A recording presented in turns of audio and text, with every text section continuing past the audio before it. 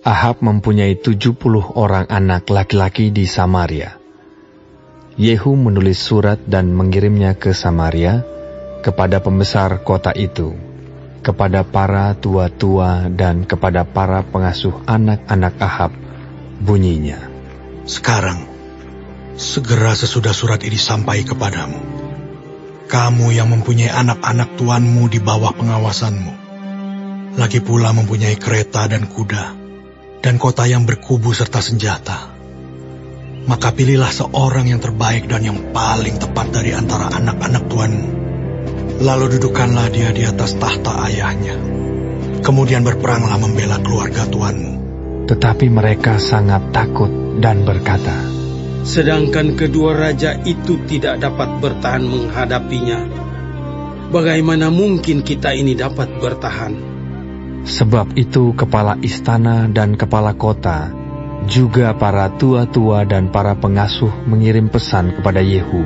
Bunyinya, kami ini hamba-hambamu, dan segala yang kau katakan kepada kami akan kami lakukan.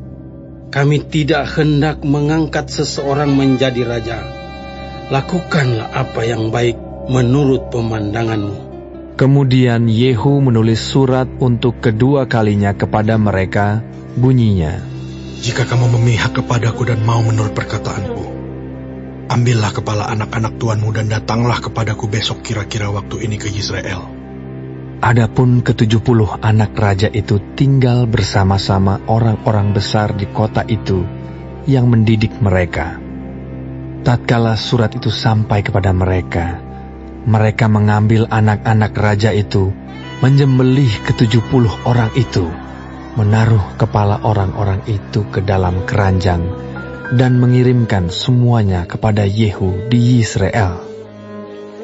Ketika suruhan datang memberitahukan kepadanya, telah dibawa orang kepala anak-anak raja itu.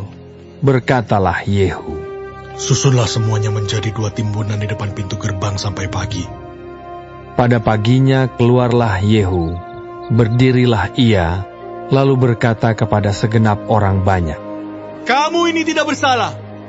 Memang akulah yang telah mengadakan persepakatan melawan tuanku dan telah membunuh dia. Tetapi semua orang ini, siapakah yang membunuh mereka? Ketahuilah sekarang, bahwa firman Tuhan yang telah diucapkan Tuhan tentang keluarga Ahab, tidak ada yang tidak dipenuhi. Tuhan telah melakukan apa yang difirmankannya dengan perantaran Elia hambanya. Lalu Yehu membunuh semua orang yang masih tinggal dari keluarga Ahab yang di Yisrael, juga semua orang besarnya, orang-orang kepercayaannya dan imam-imamnya. Tidak ada padanya seorang pun yang ditinggalkan Yehu hidup. Kemudian bangkitlah Yehu pergi ke Samaria, di jalan dekat Bet-Eket, perkampungan para gembala. Bertemulah ia dengan sanak saudara Ahazia, Raja Yehuda, lalu ia bertanya, siapakah kamu ini?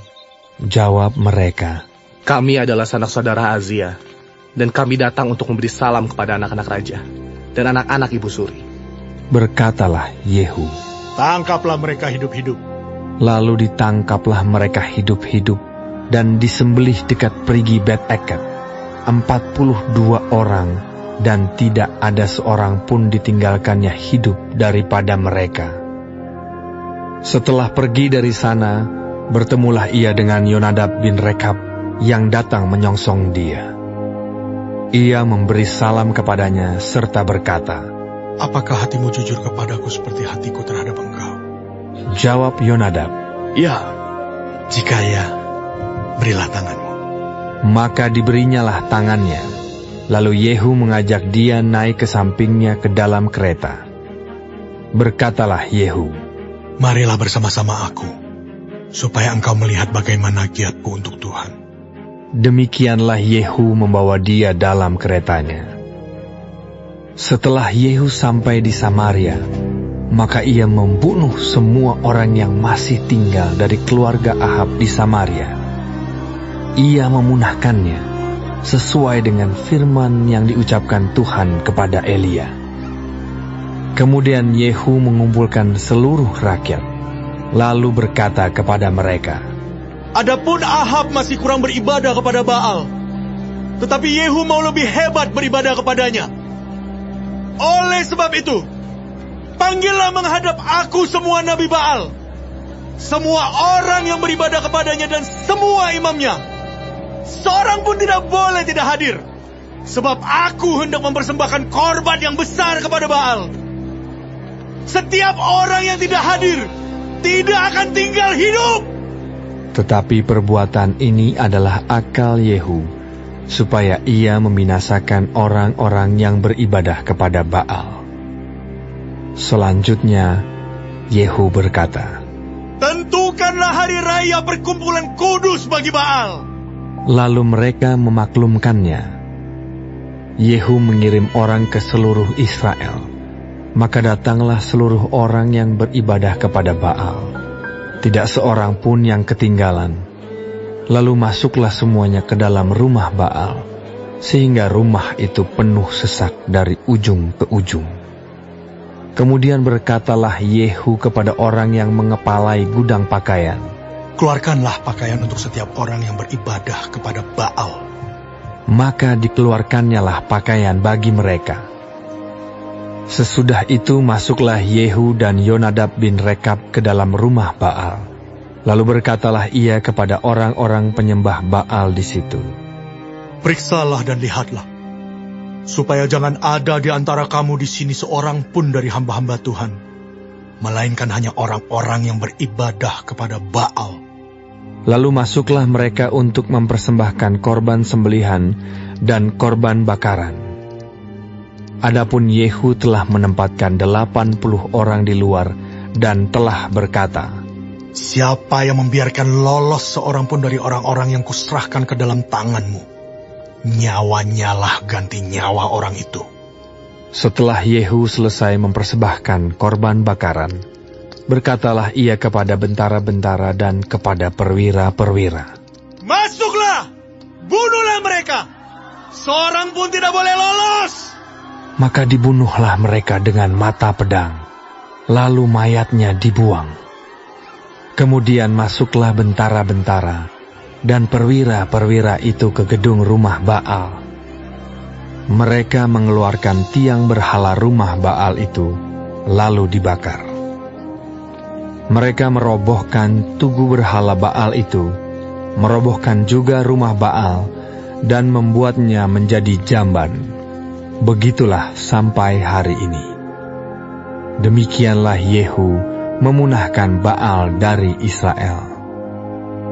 Hanya Yehu tidak menjauh dari dosa-dosa Yerobeam bin Nebat, yang mengakibatkan orang Israel berdosa pula, yakni dosa penyembahan anak-anak lembu emas yang di Betel dan yang di Dan. Berfirmanlah Tuhan kepada Yehu, oleh karena engkau telah berbuat baik dengan melakukan apa yang benar di mataku, dan telah berbuat kepada keluarga Ahab tepat seperti yang dikehendaki hatiku, maka anak-anakmu akan duduk di atas tahta Israel sampai keturunan yang keempat. Tetapi Yehu tidak tetap hidup menurut hukum Tuhan Allah Israel dengan segenap hatinya. Ia tidak menjauh dari dosa-dosa Yerobeam yang mengakibatkan orang Israel berdosa pula. Pada zaman itu, mulailah Tuhan menggunting daerah Israel, sebab Hazael mengalahkan mereka di seluruh daerah Israel.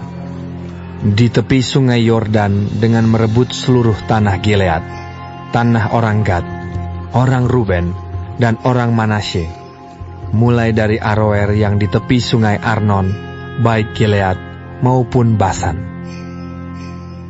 Selebihnya dari riwayat Yehu dan segala yang dilakukannya dan segala kepahlawanannya, bukankah semuanya itu tertulis dalam kitab sejarah raja-raja Israel?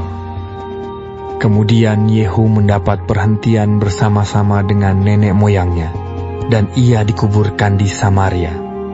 Maka Yoahas anaknya menjadi raja menggantikan dia. Adapun lamanya Yehu menjadi raja atas Israel di Samaria adalah 28 tahun.